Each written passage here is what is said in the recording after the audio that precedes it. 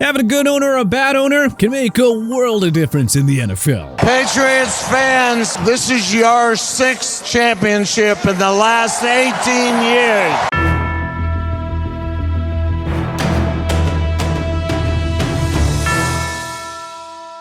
Five of the NFL's most successful franchises can be traced back to one simple ownership change. With that said, let's dive into the 5 best ownership changes in NFL history, along with the 5 worst. Best, Robert Kraft. James Wayne purchased the New England Patriots from Victor Kiam in 1992, with the intention of moving them to his hometown of St. Louis, Missouri. However, Robert Kraft was the owner of Foxborough Stadium and refused to let the Patriots out of their lease. Wayne was thus handcuffed and quickly gave up his goal, selling the Patriots to Kraft in 1994 for $172 million. The Patriots reached Super Bowl 31 in 1996, Kraft's 3rd year as owner, where they fell to the mighty Green Bay Packers. But Patriots fans didn't have to wait for long because the best under Kraft had yet to come. In an NFL landscape-altering move, Kraft managed to hire Bill Belichick away from the arch-rival New York Jets in 2000. That very same year, Belichick would use the number 199 pick on some dude named Tom Brady. Well, 19 years later, the Patriots were celebrating their 6th Super Bowl championship in the Brady-Belichick era under Kraft's ownership.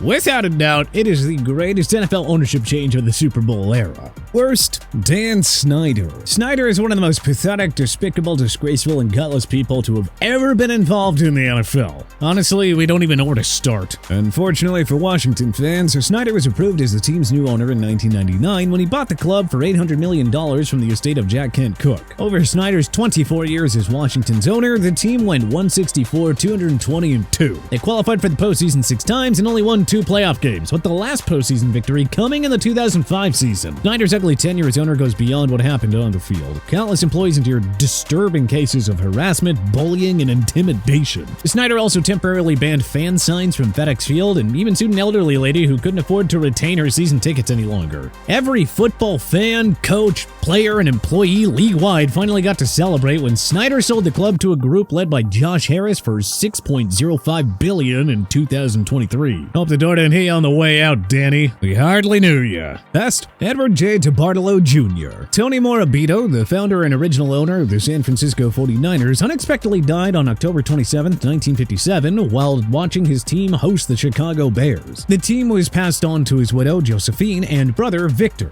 Sadly, Victor also died in 1964, and his widow, Jane, helped Josephine run the operations. In 1977, the 49ers were sold to Edward J. DeBartolo Sr., who immediately put his 30-year-old son, Eddie Jr., in charge. Under DeBartolo Jr.'s ownership, the 49ers emerged as the golden NFL franchise. Franchise pillars Bill Walsh, Joe Montana, Ronnie Lott, Jerry Rice, Steve Young, Charles Haley, Roger Craig, and John Taylor led the 49ers to 5 Super Bowl championships between 1981 to 1994. Finally, in 2016, DeBartolo Jr. was inducted into the Pro Football Hall of Fame. Worst, Shad Khan. The Jacksonville Jaguars entered the NFL as an expansion franchise in 1995, but it didn't take them long to emerge as a powerhouse under first owner Wayne Weaver. Jacksonville made the playoffs in 4 of their first 5 seasons, highlighted by appearances in the 1996 and 1999 AFC Championship games. In all, the Jaguars made the playoffs 6 times under Weaver and achieved 7 winning seasons. But late in the 2011 season, Weaver sold the Jaguars to Shad Khan for $770 million.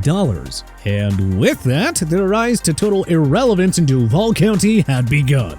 Shad Khan's first full year as the Jaguars owner in 2012, the team ended up going through 6 head coaches. Yet Khan kept David Caldwell as his GM for 8 years. And Caldwell's record as an executive was 37-91. Throw in the hundreds of millions he's wasted in free agency, the whole Urban Meyer disaster, and the fact that the Jaguars made the postseason only twice over Khan's first 11 seasons, and yeah, I think that's a disaster right there. Best, Jerry Jones. Love him or hate him, but there's no denying that Jerry Jones' tenure as the Dallas Cowboys owner has carried way more good than bad. 1989, the wealthy Texas oil businessman purchased the Cowboys from H.R. Bum Bright for the bargain price of $150 million. Well, over 3 decades later, America's team is now valued at $9 billion. When Jones bought the club from Bright, Dallas had just suffered its 3rd straight losing season. The once proud franchise also hadn't won a playoff game since 1982. Jones made the bold decision to fire legendary head coach Tom Landry and replace him with Miami Hurricanes head coach Jimmy Johnson. Together, the two began a tear-it-all-down rebuild that that saw the team net future cornerstones Troy Aikman, Emmitt Smith, and Michael Irvin through the draft. The Cowboys won back-to-back Super Bowls in 1992 and 1993 under Johnson's guidance. Though Jones controversially parted ways with Johnson after the second Super Bowl, the Cowboys cemented dynastic status by winning a third championship under new head coach Barry Switzer in the 1995 season. Have the Cowboys grossly underachieved and choked since their last championship?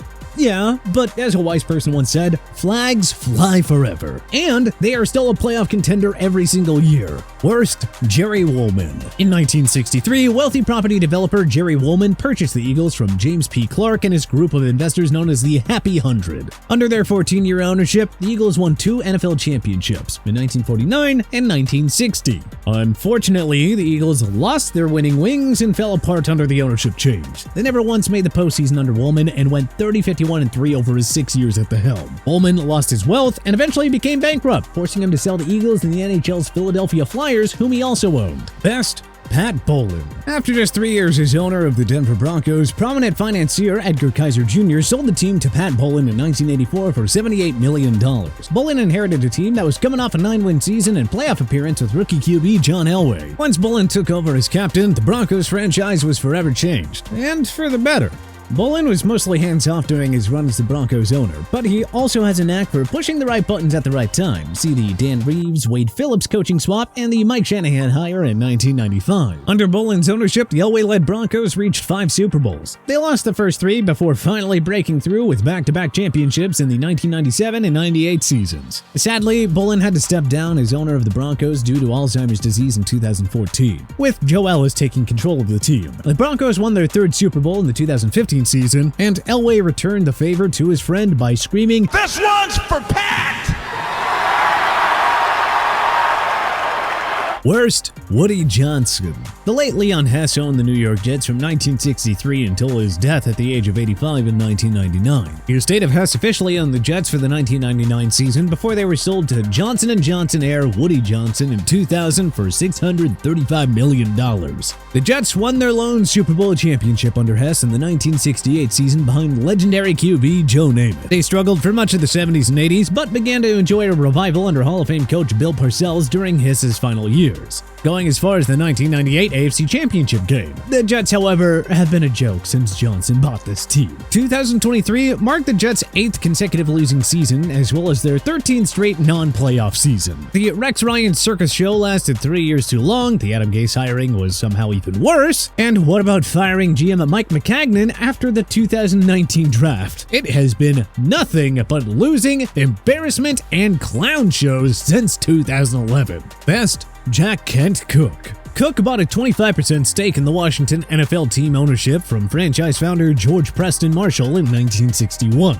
After Marshall's passing in 1969, team president and part owner Edward Bennett Williams took over as the owner. Cooke became the full owner in 1974 and turned the struggling franchise into a winner. His biggest win was hiring Hall of Fame head coach Joe Gibbs, who led the club to Super Bowl championships in the 1982, 1987, and 1991 seasons. In all, Washington made the postseason 9 times with Cooke as the majority owner. Before his passing in 1997, Cooke had also secured a new stadium, now known as FedEx Field, for the football team. Worst, Ford family. You kids will find this hard to believe, but the Lions were once a model organization before the whole, rebuilding since 1957 label thing. In 1947, Fred L. Mandel Jr. sold the Lions to a 7-person syndicate referred to as the Detroit Football Company. D. Lyle Fife was initially the president before resigning, with partner Edwin J. Anderson replacing him. Under Anderson's leadership, those Lions won the NFL championship in 1952, 53, and 57. The power struggle eventually erupted between Anderson and Fife. William Clay Ford Sr., part of the Detroit Football Company syndicate, took advantage of the opportunity and stepped in to purchase full control of the Lions in 1963.